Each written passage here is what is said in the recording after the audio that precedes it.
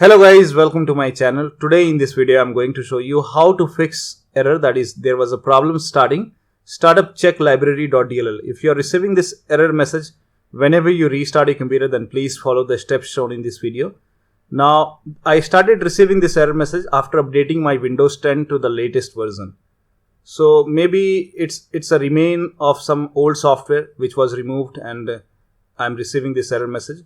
Now, in order to get rid of this pop-up, you have to go ahead and open this link.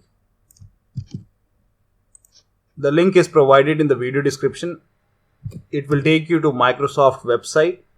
And then here you can click on download auto runs and auto run SC. Click on it. A zip file will download. You have to go ahead and go to the download location. So click on this up arrow and then click on show in folder. Then make a right click on auto runs. Then click on extract all, then click on extract, then open auto runs folder which is created now. Open this and then run auto runs 64. Make a right click, then click on run as administrator, then click on yes to allow.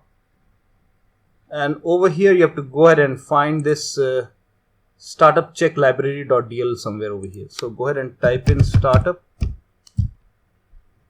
and here you can see Microsoft Windows and file not found StartupCheckLibrary.dll. So it's file not found. So it's a remain of some software which has been removed from my computer. So I can go ahead and make a right click and then click on delete and then click on yes. And once this is deleted, now go ahead and restart your computer. That error should go away. So go to the start menu, then click on the power icon, then click on restart, and that should go ahead and fix the error. So that will be all. Thank you so much for your time, and please like this video and subscribe to my channel.